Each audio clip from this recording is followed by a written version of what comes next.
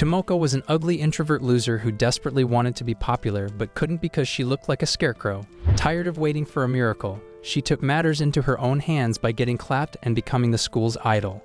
This story starts on the night before Tomoko's first day in high school. Unlike every normal girl about to experience her glory days, Tomoko had been preparing herself by playing countless high school simulation games just to make sure she had everything needed to become the most popular high school baddie in all of Japan. 2 months later, she was in class stuffing her face and realized that her dreams had still not left the bedroom because she was completely friendless and had nothing but her extremely messed up mind to keep her company. After classes, the teacher reminded them of the upcoming exams, and Tomoko thought it would be the perfect opportunity to make them all fall in love with her, so she started heading home. Seeing everyone else having fun with their friends and planning to smash made her insecurities skyrocket. But none of that compared to the mental breakdown she experienced when a teacher wished her good night on the way out. Later that day, her mom asked for her dinner preference and left to go grocery shopping while she hung back to figure out how she got the genetic makeup of a scarecrow. She then went out to her room to distract herself by making one of her virtual boyfriends bust a fat one. But even that was too much to handle. A brief moment of silence gave her an idea, so she put on her uniform to see if her looks had potential, but a few seconds of staring messed up her insides. After several minutes of puking, she deluded herself into thinking that there was something capable of hiding her horrifying ugliness and started by trying on her dad's glasses. Seeing their potential, she went online to get a course on how to become an absolute hottie in a matter of minutes. Just a few minutes after that, her brother, Tomoki, got back home and almost crapped his pants when he saw the monstrosity his sister had become. Sheer horror written across his face was enough to make her realize that there was nothing capable of fixing how ugly she was, so she changed again and went to work on her communication skills with him. Tomoki wanted absolutely nothing to do with her, but she was already used to his hatred and simply ignored it to ask about his day. When he refused to say another word, she tried to jiggle her bony rice cakes while crawling over to his game. But he suddenly got pissed and told her to clap herself. Instead of cussing him out, she started asking for a rope and said it might actually be a good idea since she could possibly get isekai'd into a new magical world with enough powers to change her ogre face. After managing to talk her out of it, Tomoki asked why she so desperately wanted to talk, so she told him about her non-existent social life and begged him to fix it while simultaneously putting him through a live nightmare with her face. Naturally, he refused and said there was no way she didn't have any friends until she broke it down in detail and told him how lucky he was to be in a soccer club where girls could easily see his sausage through the shorts. Hearing her talk about cultured stuff made him feel uncomfortable, so he asked how long he had to put up with talking to her, and they both settled on a month.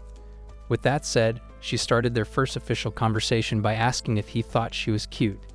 That ended up being the only thing that was said for the rest of the night, because he couldn't come up with the right words to explain just how ugly she was. Several days later, they had just finished the last exams, and as usual, Tomoko's classmates were already making plans to celebrate while she started having another mental breakdown and took a break to say goodbye to her teacher.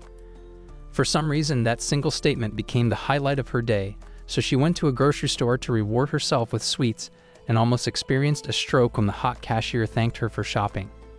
Fully convinced that the gods were on her side for once, she decided to hit another spot and ended up at a bookstore where she blended right in with the other NPC nerds and read manga for a few hours. After that, her confidence went up, so she went to the dreaded fast food spot to test out her communication skills, but the hot waiter tripled her insecurities, so she ended up getting a single burger without drinks or water. Once she got to a table and took a bite, she turned into an animal and realized that there was more to life than having crampies with her virtual boyfriends. She then tried to take in the full experience of finally being outside, but a bunch of her classmates suddenly showed up. She immediately switched back to NPC mode. Realizing that there was no way she could escape without being seen, she went into the bathroom to change her look so no one would recognize her and speed-walked past them. Unfortunately, her brother apparently had the same idea and froze in shock when he recognized her scarecrow face until his friends snapped him out of it. After finding seats, they laughed about how ugly she was, and Tomoki supported them, causing Tomoko's one day of confidence to end in a long, depressing wait at the park until he showed up with no remorse to take her home. Days later, Tomoko was on cloud 9 as she listened to a recording of two men breaking each other's backs until a call interrupted her daydream. Worried that her brother had called the psych ward on her, she quickly answered, but it was an old friend who wanted to hang out over the weekend so they could catch up. After the call, Tomoko grabbed her middle school yearbook to remember how you looked back then and realized that she didn't have any high school stories a regular person could relate to. The next morning, Tomoki watched with concern as she casually stuffed her insides with enough food for a baby elephant before heading out and deciding to have the best week so she would have something to brag about. Unfortunately, her plan started out with a painful barking session as her guts were not used to taking in an entire buffet for breakfast. Afterwards, she went to class and hoped things would get better from there, but her empty stomach became an issue and caused her to spend the entire class staring at her lunch. At a certain point, she thought eating like a starved beggar would cause her classmates to suddenly treat her like a pop star and kept drooling over her fantasies until the first period ended. After taking a few bites, she looked around for her adoring fans, but none of them even acknowledged her pathetic existence. She then spent the entire second period praying that no one would smell the hazardous gas she had been silently passing and luckily survived the ordeal. On the way to the next class, she saw that the second years were on a trip and had a panic attack when she realized that they would be having theirs in less than a year, which meant she would have to share spaces with everyone else. The trip being almost a year away almost made her feel better, but one of the girls mentioned that they would have to pair up for the art class coming up next. Knowing that there was no way her ugly goth girl vibes would make it, she faked a sickness to ditch in the nurse's office. Seeing a boy sleeping next to her made the ugly virgin think her luck was finally getting better and changed her mood until closing. On the way home, her mood changed after she saved a baseball and returned it to the team's gorgeous manager that made her realize how far she was from ever getting her cherry popped. Moments later, she had just gotten to the bridge and was still thinking of a way to experience something fun. But two lovebirds kept blocking her path, so she used the opportunity to sneak a peek at the girls' goods. After they left, she climbed and took a moment to savor the image of the girls' cakes, because even a BBL would not be able to give her such juicy buns. A day before the plan to hang out with you, she looked through the worthless stories she had completely made up, and even those were not half as good as her classmates, who were already planning to run trains on multiple baddies over the weekend. To distract herself from reality, she switched to a fantasy land where three hotties were just about to destroy her box, but one of the boys brought her back by smashing her toes and ruining the rest of her fantasy. Just then, she got called to a teacher's office along with a 4-eyed human panda named Hatsushiba because they both skipped the last art class and had to do the assignment as a pair. Mr. Every Day is Cheat Day tried to talk his way out of it, but the teacher told them the marks it would cost, so they agreed to do it after classes. On the way back, Tomoko got lost in another fantasy until Hatsushiba threatened to report her for stalking and went into his class. She was initially pissed that he thought she wanted his fat-filled sausage and decided to think about what a relationship with him would look like. But the idea of holding onto his shirt while he fought back a heart attack to pedal a bike almost brought her to tears. Later that day, they were in the art studio, and he kept staring right into her soul for what felt like eons before drawing faster than the Flash on a caffeine overdose and leaving. She then spent over an hour on what looked like a toddler's best piece and went to compare it with his, but it almost fried her brain, so she took them both to the teacher and asked for a photocopy of his. After twirling like a Disney princess who just found her first love for most of that night, she decided to add it to her high school stories and thought she finally had everything necessary to hide how sad her life actually was. The next day, she waited close to the station and was excited to show you the drawing until she pulled up looking like a perfectly sculpted beauty goddess with enough cake for a small village. Tomoko immediately switched to NPC mode and followed her into the restaurant like a lost puppy before placing her order. When they found a table, she started sipping her coffee to avoid saying something stupid until you asked if she still watched anime and made her feel like a normal person again. What followed was a couple of hours of non-stop yapping between the both of them until you took a break to say she missed hanging out like they used to in middle school. Tomoko then suggested reliving their glory days, so they went to an arcade where she started off by annihilating one of their favorite games before they went on to a bunch of other games. Just before sunset, they had a long talk at the park before you got up to leave. Tomoko then decided to come clean about how high school had been because she thought you could relate to her misery.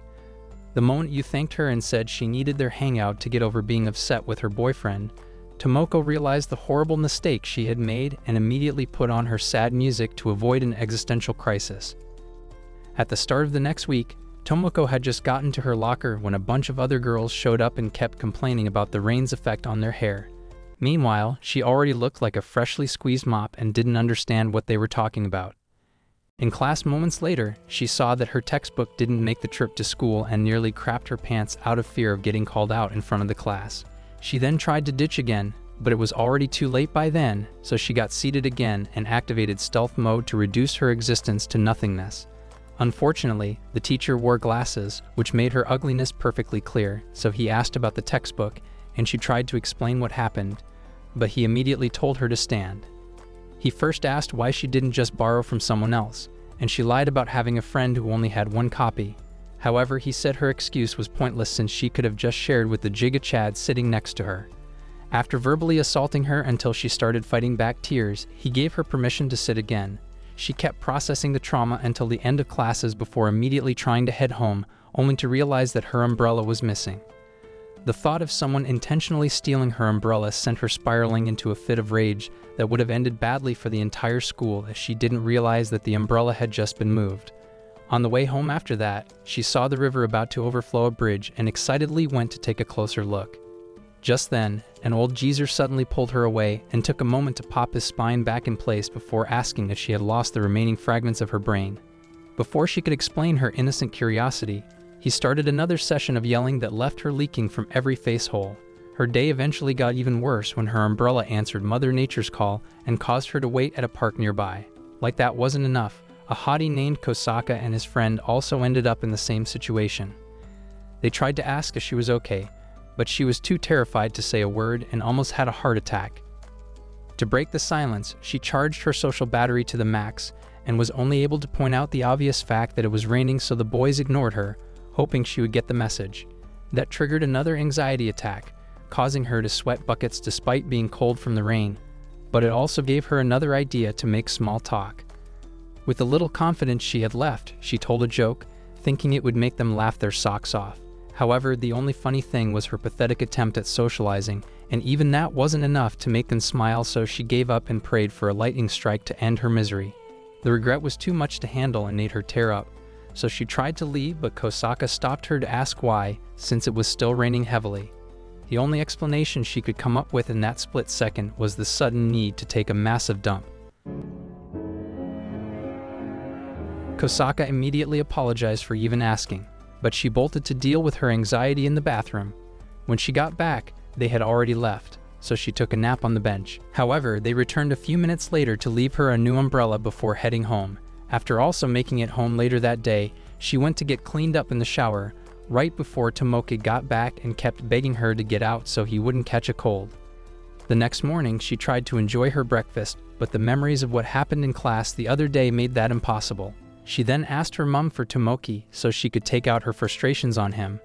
When her mom said he had actually caught a cold and would be staying home for the day, she got pissed and went up to his room to make it incredibly uncomfortable, like every loving sister would. Later that day, she was at gym class with everyone else, but they all ignored her. She somehow convinced herself that she was an underestimated version of Steph Curry, but after seeing that no one else was sharing her delusions, she snuck beside some girls who were also too lazy to play actual sports and listen to their games. She then tried to distract herself by cooking up a new fantasy world where she became a notorious sniper, but she ended up taking a three-pointer to the brain and passed out. Shortly after that, she got back home and explained what happened to her mom before going up to her room and getting excited over finally escaping a full day at school. She initially tried to play a game until she remembered Tomoki and went to his room with a plan to also catch his sickness and skip the next day. When he asked what she wanted, she acted like her sisterly instincts had finally kicked in. However, he wanted nothing to do with it and told her to get lost. She then tried to change his mind by asking if he wanted to play Stuck in the Dryer, but seeing her try to act like an OnlyFans girl almost made him throw up, so he decided to ignore her. After a while, their mom came in to check on him and Tomoko put on her caring act, so she left her with apples to feed him and gave her instructions to keep him warm. Tomoko then ate all the apples and tossed a wet rag on his head so she could get back to her game. Moments later, someone showed up at the house while their mom was making dinner, so she went to check it out and froze when she saw two hotties from Tomoki's class who wanted to drop off assignments because they knew he was sick. After they left, she got jealous and poured a spoon of hot porridge on his face without remembering that he had boy strength. She then lost a few ribs to his kick and kept yelling until he saw the tears pouring out of her eyes as she struggled to handle the pain of having no friends to check up on her. Someone rang the bell again, and this time it was actually for her. Unfortunately, it was a delivery, so she went back to crying, making Tomoki wish he was an only child. After school the next day, he went to get some games from her room, but she got pissed at him for not sharing his sickness and ruining her plans to skip school. He tried to explain that colds usually took a whole day to set in, but she immediately started feeling the symptoms. Before she could ask for some brotherly love, he slammed the door in his face and left her to enjoy her wish coming true. A couple of nights later, she had just finished surfing the hub for hours and decided to read one past post that gave her the secret to the best love dreams known to man. Moments later, she got into the recommended position and drifted off into what started out as a beautiful dream but quickly took a dark turn that left her praying to the Lord. Seeing that she still had a few hours before school, she stuffed her chest to increase the effects for a better experience. However, after visiting hell multiple times in her sleep, she regretted opening that blog post and struggled to stay awake in class later that morning. The teacher then tried to look through their quiz answers and heard weird sounds from her end of the class, so he went to take a look and found her tweaking like a meth head getting rammed. Afterwards, she had an intense mental dialogue to remember the exact details of her dream and thought being around so many wieners was part of the reason it felt so real. Just then, she heard some girls talking about the creeps they had to deal with on the way to school because of how thick their vanilla buns had gotten. Tomoko couldn't relate and thought it was no big deal since people always get touchy on trains. That was until she took the train home and realized that everyone had been avoiding being close to her ugly face in horizontal rice cakes. Later on, she checked herself out in the mirror and squeezed her cakes to be sure they were actually there. But that still didn't explain why even creeps were afraid of her, so she called Yu to ask if she had ever been assaulted. Yu didn't expect the question and wanted to know why she suddenly brought it up, so she lied about getting her buns manhandled on the train and asked Yu if it had also happened to her. To no one's surprise, Yu told her it started way back in the middle and also said she didn't have anything to worry about since creeps usually went for pretty girls who liked to walk home alone. After the call, she had another existential crisis as it became clear that even scum of the earth creeps wanted nothing to do with her. On the train the next day, she came to terms with the fact that she would never get groped and tried to get off at her stop. However, the crowd of commuters pushed her back in before she felt the magnum rod slide in between her other lips. Horrified by the possibility of actually getting creeped on, she desperately prayed for a knight in shining armor to come to her rescue until they got to the next stop.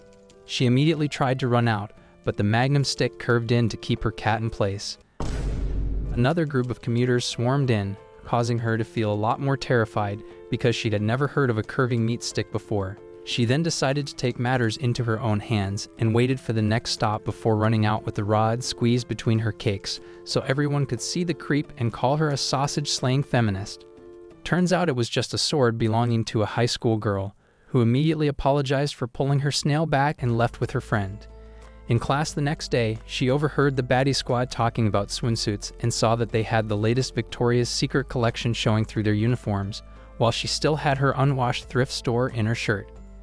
Thinking that the most expensive plot armor would make her the queen of baddies, she decided to buy some. After struggling to figure out how that night, she gave Yu a call and had a nervous breakdown before she could get the words out. After classes the next day, she went to the spot they chose for the meetup and tried to spice up her look so Yu wouldn't think she was a dork. She then remembered how horrendous she would look every time she tried to do something different, so she simply messed up her collar to act cool. Just then, she heard Yu calling out to her and saw her melons bouncing in the air as she ran with drumsticks thick enough to squash a watermelon. After Yu said the new look was what all the girls in school were doing, Tomoko said the same about her collar, but Yu found it funny and told her to stop acting like a clown. After staring at Yu's cakes during the escalator ride up, she freaked out when they got to the store and quickly realized that an ugly dork had no business being there. Instead of acting like she belonged, she asked for Yu's help picking out the perfect one. While Yu was looking, Tomoko thought about having a good time with her plot cannons and almost scared her off. Afterwards, she got home and tried to come up with a plan to keep it away from her mum, but Tomoki suddenly came in so she hid it in her skirt before yelling at him. In class the next morning, she was upset over forgetting where she had left it and started feeling hot, so she pulled it out, thinking it was a napkin.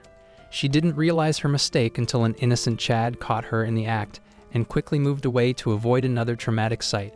She immediately ran into the ladies' room and tore it up with every ounce of muscle she had, but doing that made the walk back home extremely difficult, so she stopped by a game shop and got the latest Fruity Boy series and a coupon. She also ended up winning a vibrator and walked home like a depraved lunatic to test them both out. In minutes, the vibrator's max speed mode knocked her out while the game was still playing, right before her dad got home from work. After talking to their mom, he went up to check on her and was traumatized by what he saw, but he kept his cool and tucked her into bed. The next day, she realized that it had been 3 months since she got into high school, and she was getting close to becoming a total outcast. However, the movie she was watching gave her an idea to try a completely different personality in hopes that it would be the game changer she needed. While having breakfast that morning, her mom tried asking a question, but she was already in character and kept acting mysterious until Tomoki came to ask for the energy drink he left in the fridge. After she admitted to emptying the entire can and refused to apologize properly, he got pissed and tried to pull her face out until she broke character to beg for mercy. On the way to school, she carefully planned the perfect revenge to punish him, but her new identity was more important, so she switched back before joining her mates for a science class to see if it would work. She kept it up in gem class since no one could really say they didn't see her, but they all treated her worse than a worthless NPC for the entire day. While eating lunch, the tears of loneliness started to creep in, but she kept it at bay by stuffing her face as fast as she could. On the way home that day, she struggled to understand why everyone was not suddenly obsessed with her after she spent the entire day acting like a nutcase with brain damage. She then saw the cafe she visited with you and thought it would be the perfect opportunity to work on her new character. So she went in and placed an order for a cappuccino by pointing it out to the waiter. When he asked for her preferred cup size, she panicked and almost went nuts from the pressure before boldly saying she wanted the giant cup. Being a gentleman, he kindly corrected her, thinking she was an innocent dummy who didn't know how coffee orders were placed. After getting the comically large cup, she focused on looking as cool as a popsicle, but the high stools made her identical to a poorly sculpted gnome. She then hoped it would at least taste good, but it was too strong for her sugar-addicted taste buds, so she went to get some sweeteners and kept mixing everything on the table until it became a cup of sugary death. After getting back to her seat and taking a painful sip, she decided to head back home and forgot that her legs were fun size, causing her to faceplant into the ground. The hot waiter immediately tried to help, but that only made it worse as she had to remain still to keep herself in character while every inch of her body was begging for relief. In class the following day, she gave up the act and spent the day listening to her classmates tease each other's looks over the photo booth pics they took during the weekend. Back home that evening, she thought it would be a good idea to get her own cute pictures with you and gave her a call, but you was still dealing with the shopping trauma and needed some space. She then went to Tomoki's room and apologized for the energy drink by offering him a Coke in exchange for taking cute pictures together. Naturally, he rejected the offer, so she spilled the fizz all over his carpet to see if he would try to rip her face off again. After school the next day, she went to get the pictures on her own and struggled to understand the machine's instructions because they were obviously made for girls who didn't have a face worse than Pennywise. She then proceeded to make a bunch of disgusting expressions with her face and decided to punish Tomoki by sticking them all over his room. That weekend, she was bored out of her mind because you had still not called back and was probably never going to, so she turned on the TV to distract herself. After hearing the girl being interviewed say she was once an ugly virgin until she worked at a nightclub, Tomoko started making plans. She knew her looks could potentially turn her into a circus act, but there was also a chance that working in a club could save her from growing up to be a Karen with a cat farm in her living room. Knowing she would likely have to pass a test involving cigarettes and beer, she went to the store to get a lighter and waited at a park until a smoker showed up. After spending hours flicking the lighter, she finally got the timing right and went back home to test her turning skills on innocent Tomoki, who just wanted a regular cup of coffee. Watching the weird smile on her face as she messed with it finally got on his last nerves, so he tried to send her up to the Lord. In class the next day, she seemed happy, but this time it was because she had fully accepted the harsh truth of her repulsive face and waited until that evening to visit the red light district. Hearing the police sirens nearly gave her a heart attack, but then she saw a random hottie and thought she was safe if such girls could easily walk through. Just then, a broke salesman tried to convince her to become his next top model and got brutally ignored, so he turned his gaze to the ugly high school midget. As he got closer, she almost lost bladder control until he walked past to chat with the hottie he was actually looking at. Instead of relief, Tomoko felt pure terror as she realized that going there was a horrible mistake, so she bolted and kept running until she almost got run over by a love bus. She then got a call from her mom, who thought she was still in school and wanted her to bring some eggs home for dinner. A couple of nights later, she started a new relationship with ChatGPT's cousin and wanted to have its babies after their first online kiss.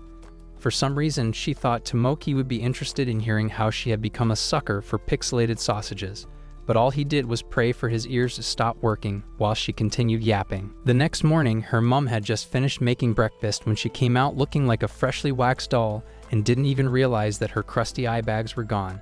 Later on in class, she heard her classmates talking about love again and got up to leave so they wouldn't make her depressed.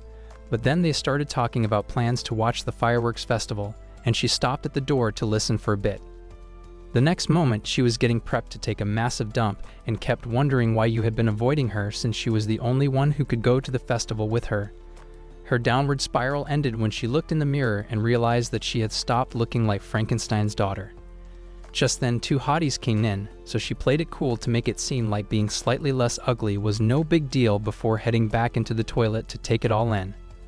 While waiting for the girls to be done, she overheard something about one of their friends who suddenly got hotter after falling in love and realized what the secret to her sudden glow-up was.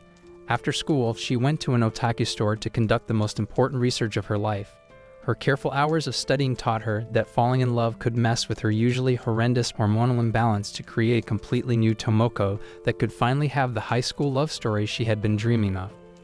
She went on to spend the entire night fantasizing about having monstrous milkers and came out the next morning looking like she had been dipped in some of Diddy's baby oil. Seeing that, Tomoki thought she was having a mental episode but decided to ignore her and eat his breakfast peacefully. But she had already caught him staring and thought he was thinking of a sweet Alabama love story. Knowing it was all because of her overnight glow-up, she apologized for being such a hottie and watched the day's horoscope reading to know what the lucky color was. Afterwards, she was on her way to school and saw a vending machine packed with Diet Coke, so she took a can, thinking the black color would increase her luck, but that was when it all started going to shit. In Gen class later on, she was treated even worse than usual as everyone immediately got away from her as soon as they could, so she went to play with a bunch of ants until they turned her cakes into an ant hill.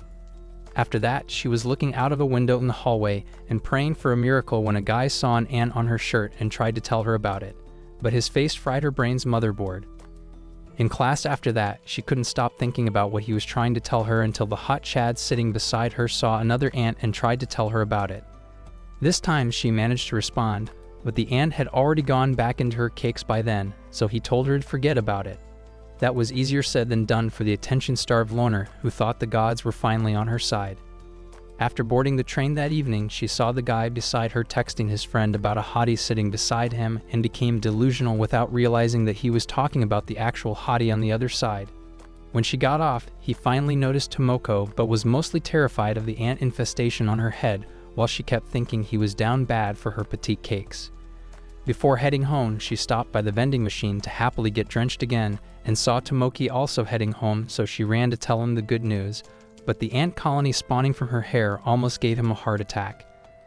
That night, she tried to have a date with her pixelated boyfriend again, but replaying the same scene started to feel boring and caused her love hormones to return to their usual level.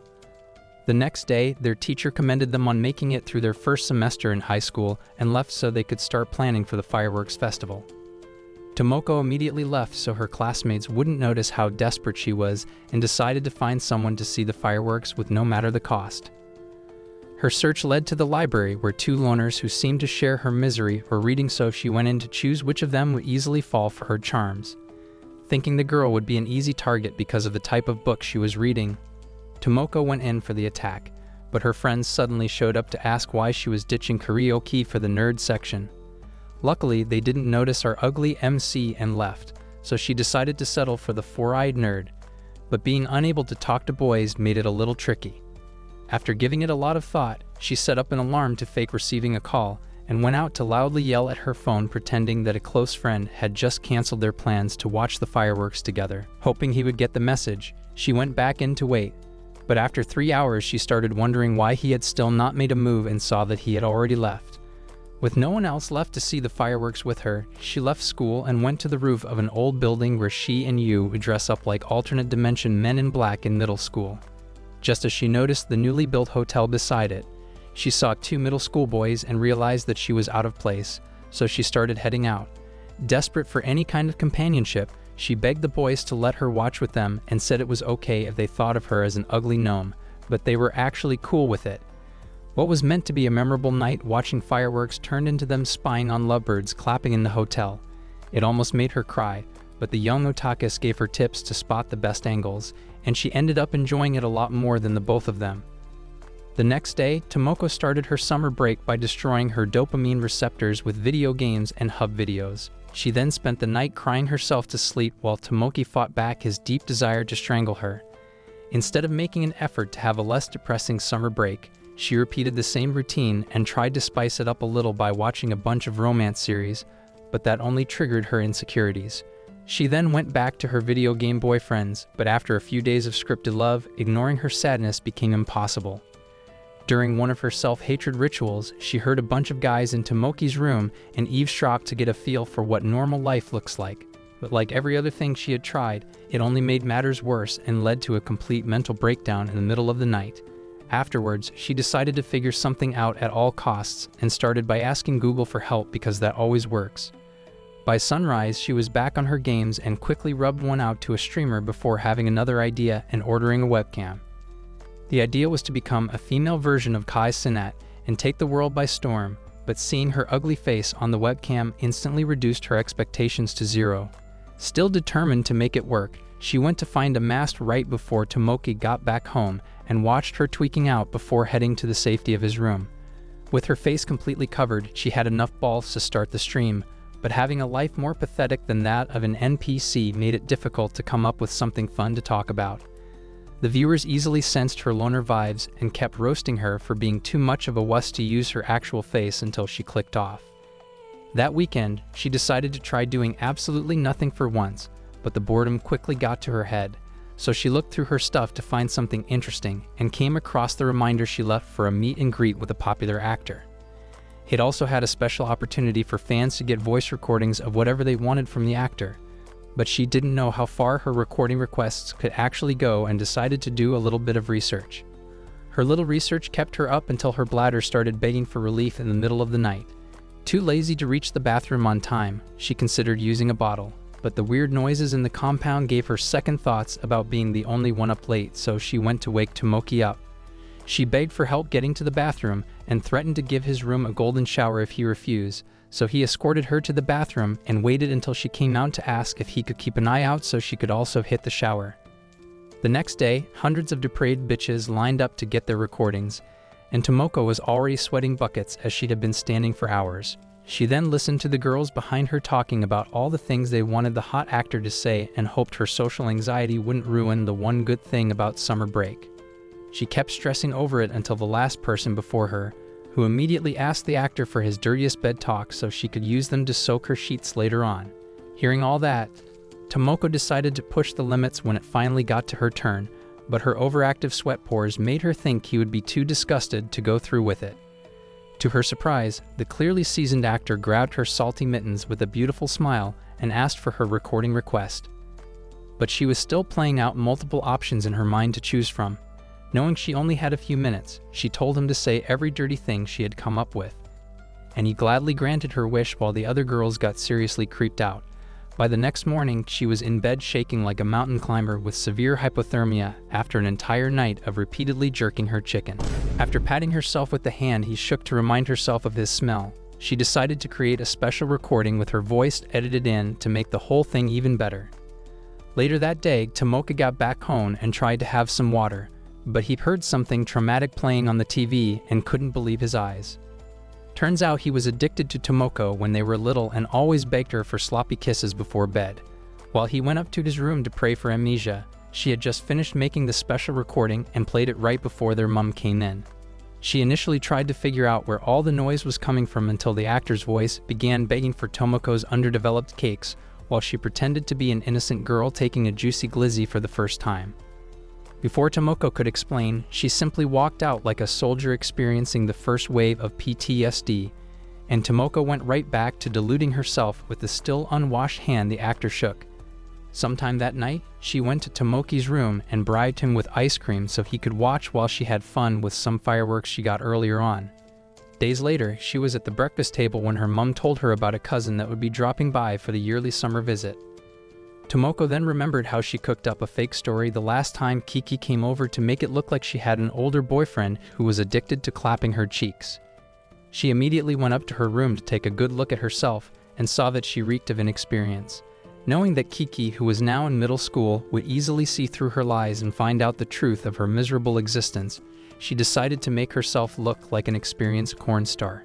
Not long after that, Kiki was in the car with her mom, getting excited to finally see Tomoko again and listen to her crazy high school love stories. Meanwhile, said virgin had just decided to give you a call for advice on how to be the perfect bop. Unfortunately, Yu was out of town on a trip to the beach with her friends and had to hide just to answer Tomoko so she wouldn't say something utterly embarrassing on the call. As usual, Tomoko acted like being abandoned by her only friend was no big deal, despite clearly holding back her tears, and thought she could pull another fake story off on her own. For starters, she went to the mall to get a baddie outfit, but the other hotties there made it difficult to move around. The fact that a bunch of juniors were also shopping made it worse since they clearly already had their lives figured out, while she was going through all that stress just to make hers seem less pathetic. Afterwards, she was back home and managed to make her Fashion Nova outfit look like it came from a thrift store, but with no time for another shopping spree, she decided to make it work. Her million-dollar idea was to cover her entire body with hickeys and tell Kiki that her boyfriend simply couldn't get enough of her plot. But after several minutes of trying to suck her veins out, she gave up and tried to figure out a new plan. Just then, her mom came in to vacuum, but that gave her another idea, so she begged for the machine like her life depended on it and tested it out on her neck. She then spent the minutes that followed turning herself into a human polka dot until the vacuum cleaner lashed onto her face and started sucking out her air. In seconds, she was starting to look like an avatar, but finally found the switch right before her mom came in to check and got horrified by what she saw. Pissed off, she yelled at Tomoko for always acting like half her brain never made it out of the womb and tried to get her cleaned up.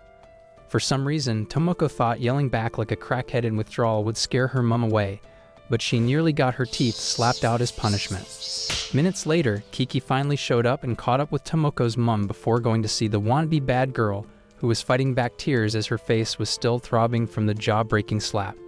When Kiki tried to ask about it, she quickly tried to cover up what happened with her vacuum cleaner hickey and took her out after getting it wrapped up. On the way there, Kiki thanked her for taking out the time for a walk to the library and said she wanted to hear more about her love life back at home. But Tomoko got spooked as she realized that there were no new lies to tell her.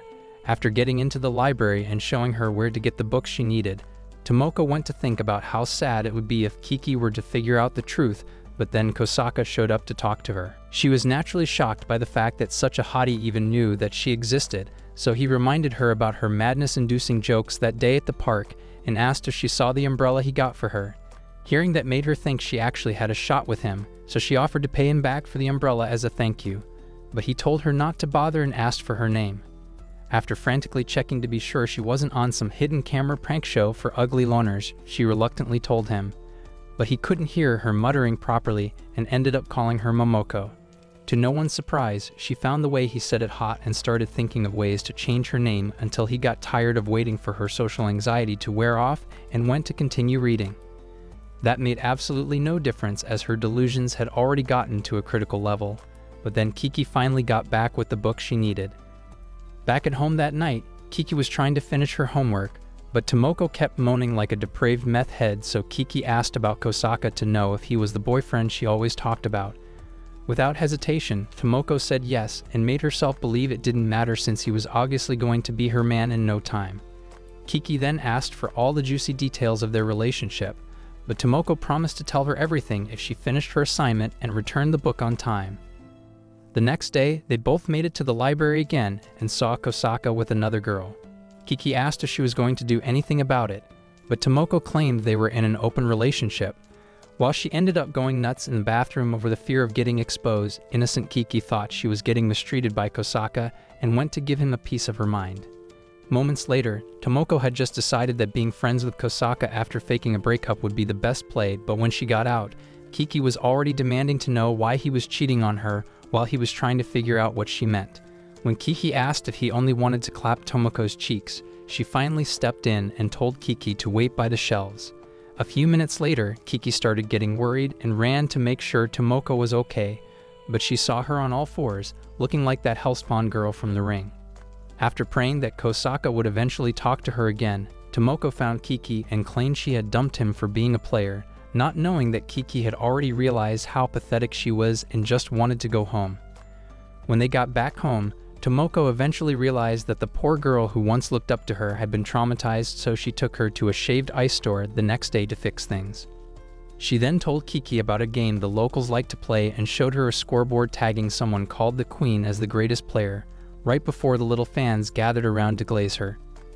When Tomoko said she was actually the Queen they all worshipped like a goddess, Kiki had a change of heart and thought she gave up her dreams of high school romance to be a nice and respected hero to them.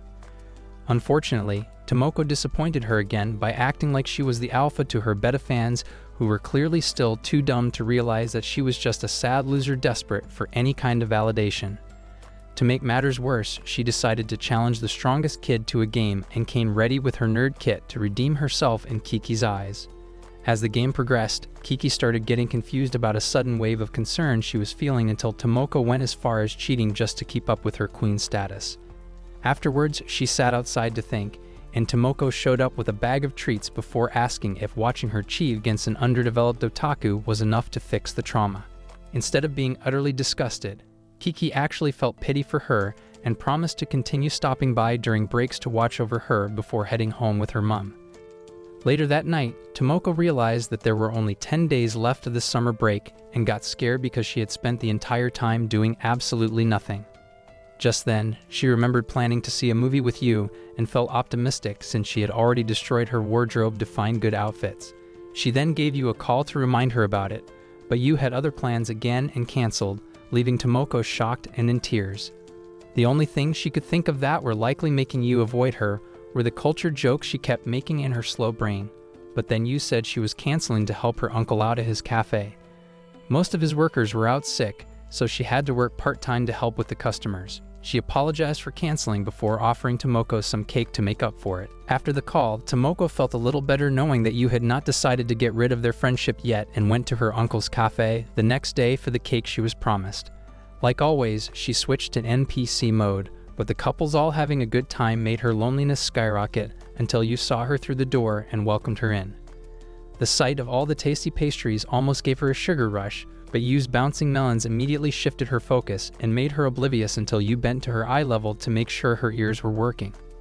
Moments later, you got her seated at a table and gave her the menu to choose a cake, but the fancy names scrambled her negative IQ brain for a while before she eventually decided to just pick a random one. Just then, a customer called you, so she promised to get her cake ready in a few minutes and went to attend to the customer. Watching her be such a responsible adult made Tomoko regret all the time she had wasted frying her dopamine receptors, but when you served the cake with a fancy cup of tea, she forgot about all that and focused on having her first taste of the good life. Minutes later, you noticed how sloppily she was eating and rushed over to clean her up like she was some underf dog having its first good meal in ages. Seeing all that made Tomoko think that all she needed to become a plot-heavy baddie was a stable job involving cakes, so she ate as fast as she could and went back home to tell her mom about starting a part-time job making cakes for people.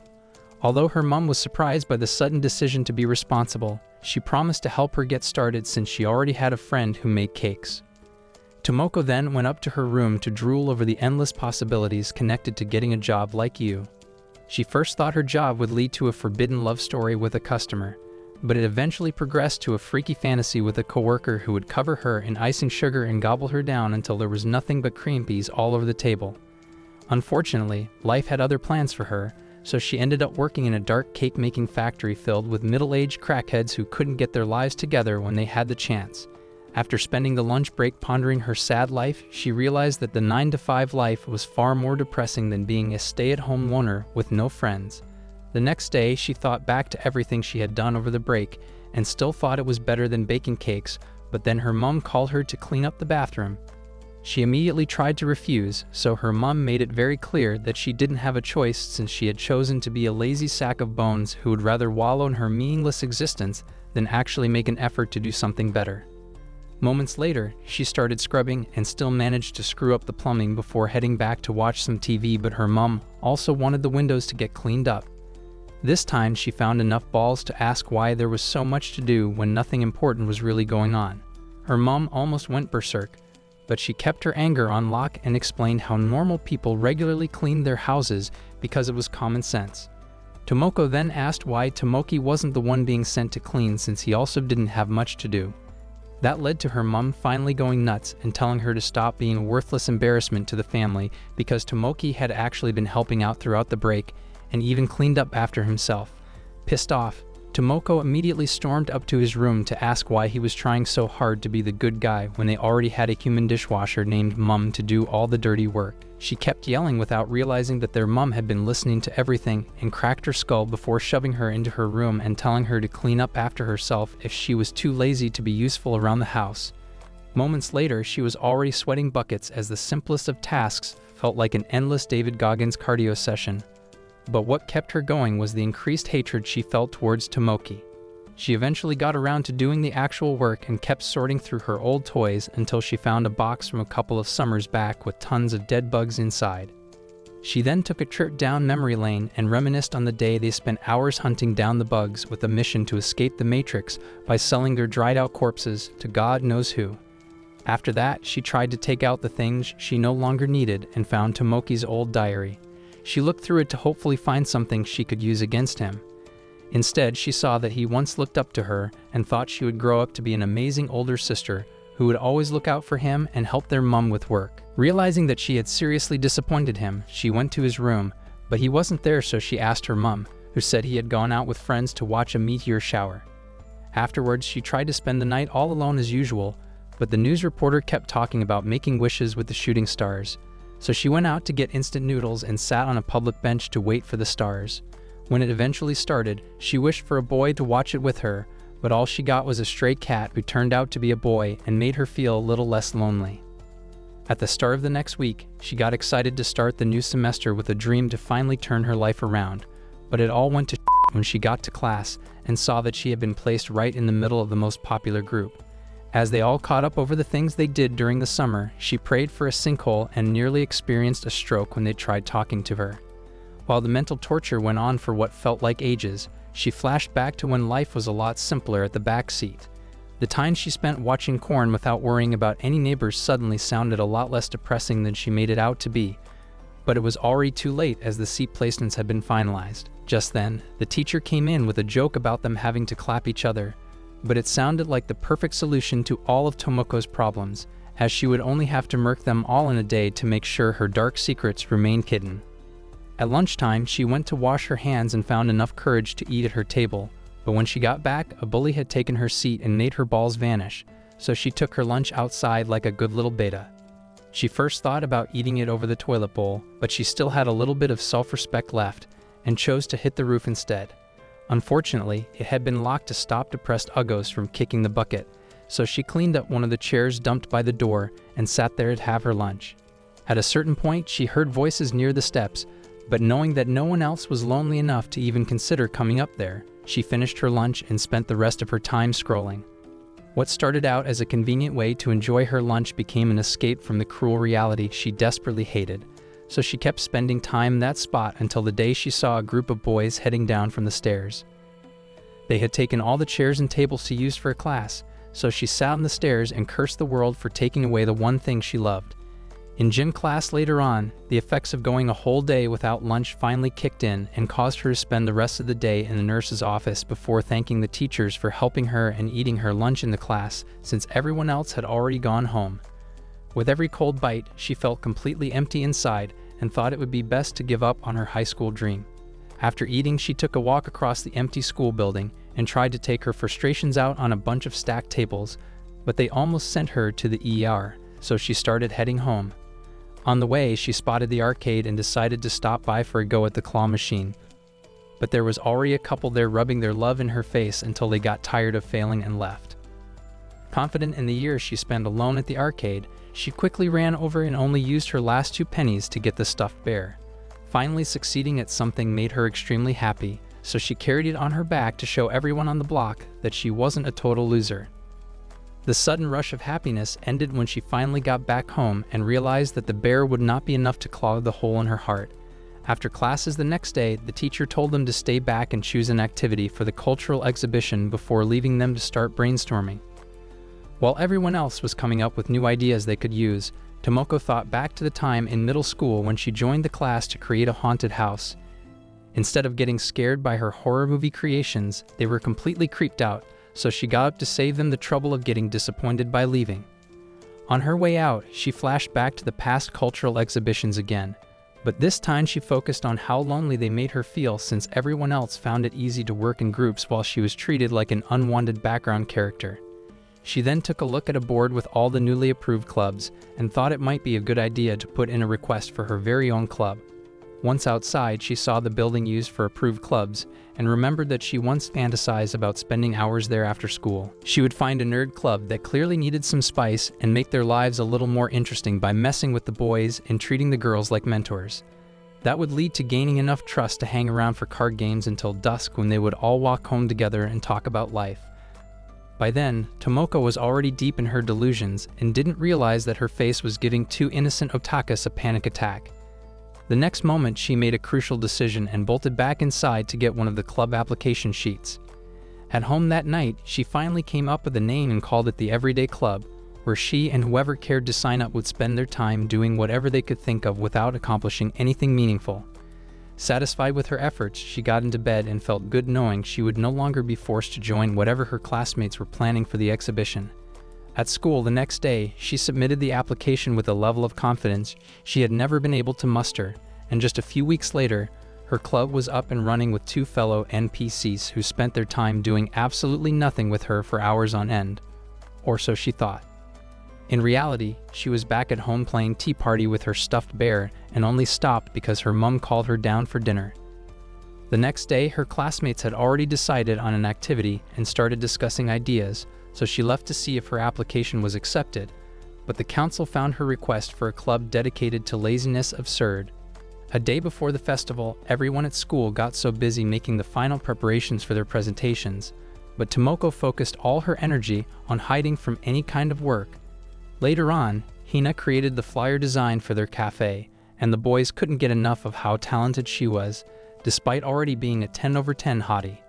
Watching them glaze her made Tomoko feel sick in the gut, so she summoned her demons and spent a few minutes laying curses on every single one of them so they could experience her misery at least once.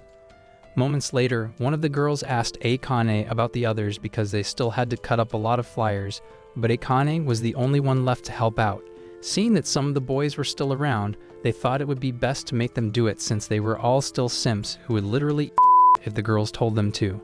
Just then, Tomoko started muttering like a baby learning their first words, just to say that she could do it instead. Seeing how much effort it took just to make that statement gave the girls a number of reasons to decline. But they stopped themselves from roasting her and just said it wasn't something she had to get worried about. The rejection turned her face red and almost knocked her out, but she fought back her insecurities and kept insisting that she could handle it since she was quite good at tearing things up. Unable to handle another conversation to change her mind, they decided to let her do it and explain the shapes she had to pay attention to. After they left, Tomoko cooked up a plan to keep stretching out and taking bathroom breaks in between the cutting sessions to make it seem like it was really stressful. Before she could even get started, 2 Chads showed up and said they were sent to help out. Panicked, she couldn't say a word and kept her head down so they wouldn't see how nervous she was about having them around. As they immediately got to work, she got pissed because her master plan to escape more work had been ruined, but to make matters worse, the guys were doing a job with the cutouts and almost made her lose her shit. The next moment, one of the girls brought in the cosplay outfits they were planning to use, and Tomoko naturally started another one of her mental episodes. Her fever dream ended up causing her to replace the flyers with her hand, leading to a nasty cut that she desperately tried to stop while holding back tears. The boys noticed that something was up, but she suddenly bolted to get to the nurse's office and bumped into a senior named Megumi on the way there. Megumi tried to apologize for not watching, But then she saw Tomoko struggling to pack up the sheets with her cells spilling everywhere and almost crapped her pants. Instead of praying to the Lord for an exorcism, she grabbed Tomoko to help her get to the nurse. After getting her cut treated, she apologized again for not watching out, but Tomoko was still shocked by her kindness and thanked her for the help. She then introduced herself and said she was the chairman of the fair committee before running off to finish her work. Seeing as she no longer had to work because of the cut, Tomoko decided to kill time by walking through campus and watching all the preparations being done by other classes. When she saw the music club, she thought being a goth pop star would be the perfect way to boss up in high school, but knowing the kind of luck she had experienced so far made her readjust the delusion to a realistic storyline where she would likely be treated as the club's errand girl. She then went to get some air by the window and heard an announcement calling for help setting up chairs in the gym. Too tired to deal with the social anxiety of working with her classmates, she decided to help out in the gym instead. When they all finished, Megumi saw her trying to catch her breath and went to thank her for showing up despite the injury. After Tomoko said it was no big deal, Megumi told her to try loosening up a bit to enjoy the presentations before running off to set up the next venue. Tomoko then went to see if there was still work to do in her class, but everyone had already gone home, so she left and stopped at a cosplay store to pick out an outfit. That night, she tried it on and sent a picture to you claiming she would be working at the cafe with the other hotties in class during the presentation. The next moment, you called to ask about the presentation, so Tomoko spent a few minutes capping about how she had done so much work already, but then you said she wanted to come see her. She then cooked up a story to make it sound like she wasn't going to be working at certain times so you wouldn't get there and see that she never even got selected to wear the outfits. The next day, everyone in class got started with the cafe, and tensions quickly rose as they got a lot more customers than expected, so Tomoko left to avoid getting yelled at for doing nothing. While walking through the hallway, she was offered some dumplings and tried to refuse them, but the handsome Chad's face made her lose touch with reality, and she almost spent her entire day's allowance on his treats. Afterwards, she watched the Magic Club's presentation and went to see a bunch of girls try to replace One Direction with their performance. She then tried to leave, but they apparently had a lot of fans that trapped her and forced her to watch the rest of the show until the dumplings she bought earlier on started attacking her nervous system. She managed to escape and took a breather at the stairs after throwing them all up, but then Megumi showed up to ask why she was all alone. Still too anxious for a full conversation, Tomoko struggled to explain what happened and eventually just ran off, leaving Megumi confused. At home that night, she told you all about it and thought it might be a bad idea to meet up in her class, since everyone knew she didn't really do anything. She then realized that being friends with a plot-heavy hottie like her could change people's ideas of her, so she decided to meet up outside her classroom. The next day, she met Megumi at the entrance and tried to say more than a mumbled good morning, but talking to a senior that hot was still a lot to handle, so she ran off again. Afterwards, Akane was at the cafe freaking out over the preparations as usual, while Tomoko was praying she could handle you seeing her. Just then, you sent her a text to let her know she had shown up, so she looked around and found her lost and confused by everything going on. She then went to call her, but you immediately gave her a hug and didn't realize that her heavenly smell and mega melons had entranced Tomoko. She desperately tried to fight her demons away, but they were too strong and almost made her grab you's cakes. Thankfully, you broke up the hug in time and asked why she was not wearing her outfit like everyone else in the cafe. Scared of getting her secret revealed, she immediately pulled you aside to talk, but she had to say goodbye to the friends she came with. After that, you led the way through the other clubs putting on presentations while Tomoko followed behind and paid close attention to her dump truck. They eventually got to a haunted house, and you thought it would be a great idea to relive their middle school glory days, but all Tomoko wanted was to use it as an opportunity to manhandle her melons. Meanwhile, Megumi stopped by the cafe to ask the girls about her, but they didn't even know she came to school. By then, they had just left the haunted house, but Tomoko was pissed at the press school show the Scare Club put on, so she ran off to find something else and came back with a bunch of snacks for you. After you also went to get some, they found a bench outside to share them, and Tomoko thought it would be a great chance to test out her GOK 5000 skills. With their bellies filled, they talked a lot about a bunch of manga series they were looking forward to before spending the rest of the day looking through the presentations made by other classes and clubs. After Yu humbly turned down two otakus who were asking for a three-way, she called her friends and left because it was getting late. Moments later, Megumi saw her walking around alone and went to borrow the festival mascot's suit before offering her a balloon with a tight hug. She then walked off without saying a single word, leaving Tomoko initially confused, but eventually happy enough to crack a smile. Days later, classes resumed as usual, and Tomoko's life returned to normal, except for the fact that she could now eat in class during lunch, and no longer had to deal with the bullies stealing her chair. Gen class was no different, as she still couldn't talk to anyone except for the same teacher, who would wish her a good night after school.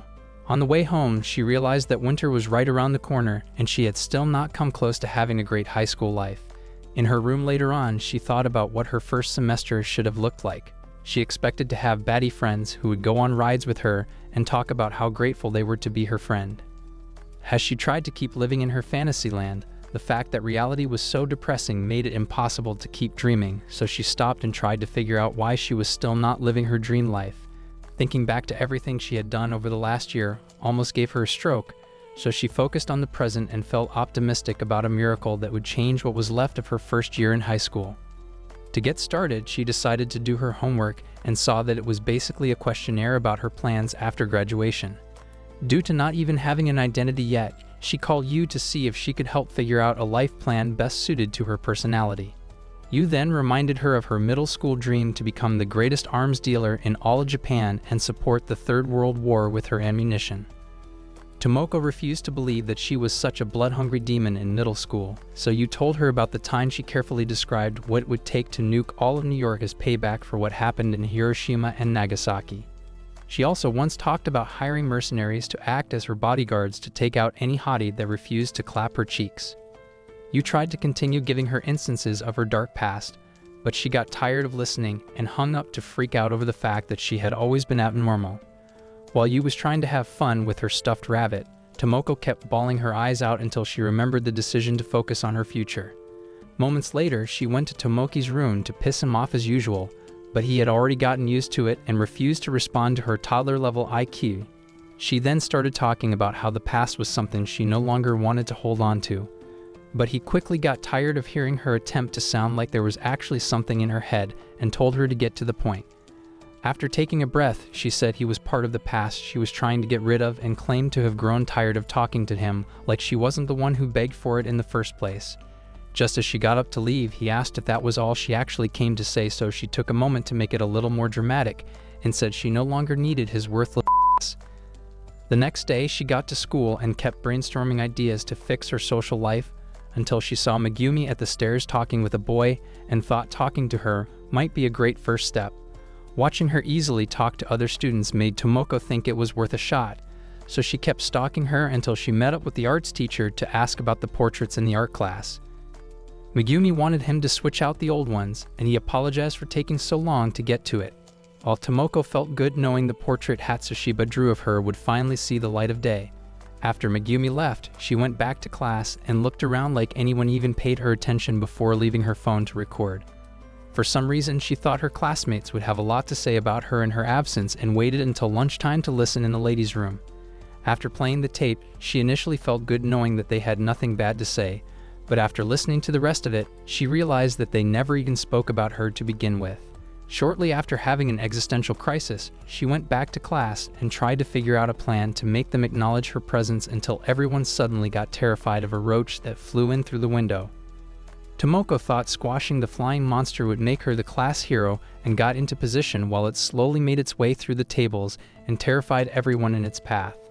When it finally got close enough, Tomoko channeled her exterminator powers and turned it into floor paint, leaving everyone in an initial state of shock before they started singing her praises. A second later, she realized that it was just her delusions getting out of hand because everyone was still in shock and were actually getting scared of her.